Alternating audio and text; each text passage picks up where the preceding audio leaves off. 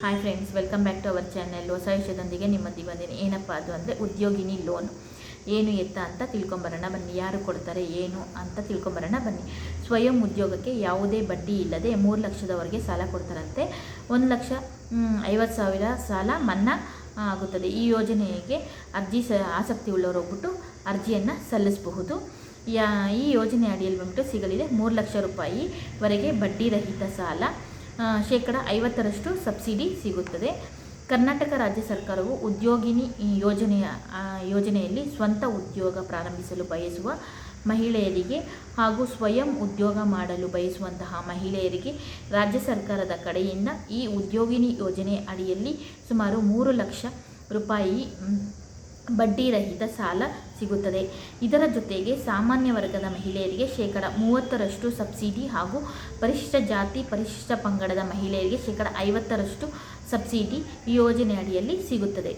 ಮಹಿಳೆಯರು ಈ ಯೋಜನೆ ಅಡಿಯಲ್ಲಿ ಸಣ್ಣ ಪುಟ್ಟ ವ್ಯಾಪಾರ ಮಾಡುವವರಿಗೆ ಮತ್ತು ಸ್ವಂತ ಉದ್ಯೋಗ ಪ್ರಾರಂಭಿಸಲು ಬಯಸುವವರಿಗೆ ಬ್ಯಾಂಕುಗಳು ಮತ್ತು ಇತರ ಹಣಕಾಸು ಸಂಸ್ಥೆಗಳ ಮೂಲಕ ವ್ಯಾಪಾರ ಚಟುವಟಿಕೆಗಳು ಹಾಗೂ ಕಿರು ಉದ್ಯಮಗಳನ್ನು ಕೈಗೊಳ್ಳುವ ಮಹಿಳೆಯರಿಗೆ ಕರ್ನಾಟಕ ರಾಜ್ಯ ಮಹಿಳಾ ಅಭಿವೃದ್ಧಿ ನಿಗಮದಿಂದ ಬಡ್ಡಿ ರಹಿತ ಸಾಲವನ್ನು ನೀಡಲಾಗುತ್ತದೆ.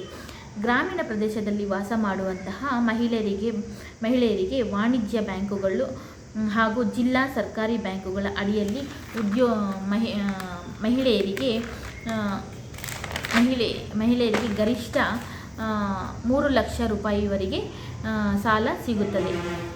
ಈ ಯೋಜನೆ ಅಡಿಯಲ್ಲಿ ಪರಿಶಿಷ್ಟ ಜಾತಿ ಪರಿಶಿಷ್ಟ ಪಂಗಡದ ಮಹಿಳೆಯರು ಹಾಗೂ ಸಾಮಾನ್ಯ ವರ್ಗದ ಮಹಿಳೆಯರು ಸ್ವಂತ ಉದ್ಯೋಗ ಅಥವಾ ಘಟಕದ ವೆಚ್ಚ ಕನಿಷ್ಠ 1 ಲಕ್ಷದಿಂದ ಗರಿಷ್ಠ 3 ಲಕ್ಷ ರೂಪಾಯಿಯವರೆಗೆ ಸಾಲ ದೊರೆಯುತ್ತದೆ.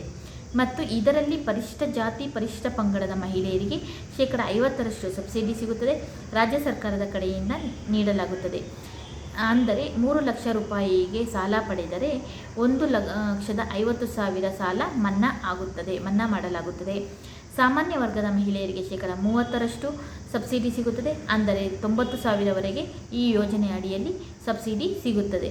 ಅರ್ಜಿ ಸಲ್ಲಿಸಲು ಇರುವಂತಹ ಅರ್ಹತೆಗಳು ಏನೆಲ್ಲ ಅರ್ಹತೆಗಳು ಬೇಕು ಈ ಅರ್ಜಿ ಸಲ್ಲಿಸಬೇಕಂತಂದರೆ, ಅರ್ಜಿದಾರರು ಮಹಿಳೆಯರಾಗಿರಬೇಕು.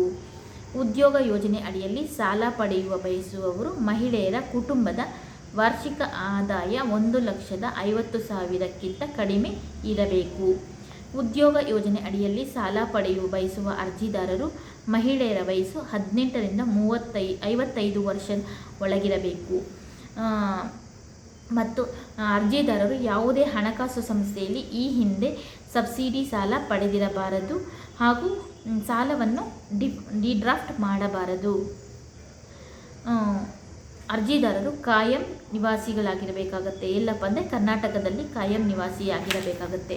ಅರ್ಜಿ ಸಲ್ಲಿಸಲು ಬೇಕಾಗಿರುವಂತಹ ದಾಖಲೆಗಳು ಏನಪ್ಪ ಅಂದರೆ, ಮಹಿಳೆಯರ ಆಧಾರ್ ಕಾರ್ಡ್ ಬೇಕಾಗತ್ತೆ, ಘಟಕದ ವೆಚ್ಚ, ಮಹಿಳೆಯರ ಬ್ಯಾಂಕ್ ಪಾಸ್ಬುಕ್ಕು, ಜಾತಿ ಪ್ರಮಾಣ ಪತ್ರ, ಆದಾಯ ಪ್ರಮಾಣ ಪತ್ರ ಮತ್ತು ಫೋಟೋಸು, ಮೊಬೈಲ್ ನಂಬರು, ಈ ಥರ ಅಗತ್ಯ ದಾಖಲೆಗಳು ಬೇಕಾಗತ್ತೆ.